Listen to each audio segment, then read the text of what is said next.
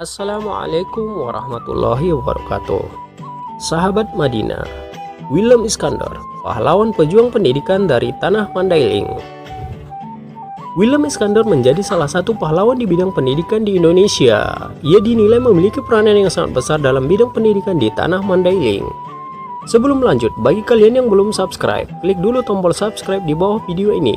Mari kita berbagi pengetahuan dan hal seru lainnya yang ada di Madinah. Willem Iskandar terlahir dengan nama Satya Nasution. Beliau dilahirkan di Pidioli Lombang, Panyabungan, Sumatera Utara pada Maret 1840.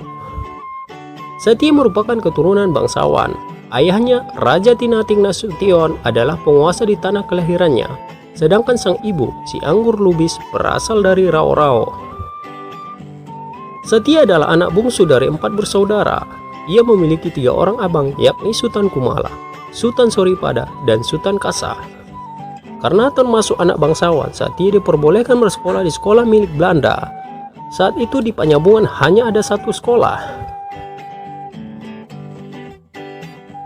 Willem masuk sekolah itu pada tahun 1853 di tingkat sekolah rendah 2 tahun. Di sekolah itu hanya ada 8 orang murid termasuk Satya. Setelah lulus sekolah pada tahun 1855, Willem mulai menjadi guru. Saat itu usianya baru 15 tahun. Pada tahun yang sama, ia juga diangkat menjadi juru tulis Bumi Putra, kantor asisten residen Mandailing Angkola di Panyabungan.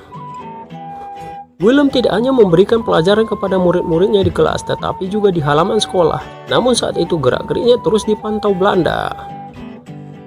Willem terpaksa diam-diam mendatangi rumah tokoh masyarakat dan warga untuk memberikan pengetahuan mengenai disiplin dan etika serta berbagai hal lainnya. Bersama dengan temannya yang orang Belanda, Godon, Willem kemudian mengajukan beasiswa ke Belanda. Pada tahun 1857, mereka berdua berangkat ke Belanda dengan berlayar. Setibanya di Belanda, Willem pun melanjutkan studinya. Ia kuliah di sekolah guru. Hidup di Belanda membuat Willem harus menyesuaikan diri. Ia pun mulai berpakaian ala orang Eropa seperti memakai kaos kaki, jaket berbulu, dan jas. Bahkan ia harus mengganti namanya menjadi Willem Iskandar demi menyesuaikan diri. Setelah bertahun-tahun menimba ilmu di Belanda, Willem pun kembali ke Mandailing. Ia kemudian mendirikan sekolah di daerah bernama Tanobato. Willem memilih Tanobato karena daerah itu adalah tanah kelahirannya. Dari tahun ke tahun jumlah murid Willem semakin bertambah.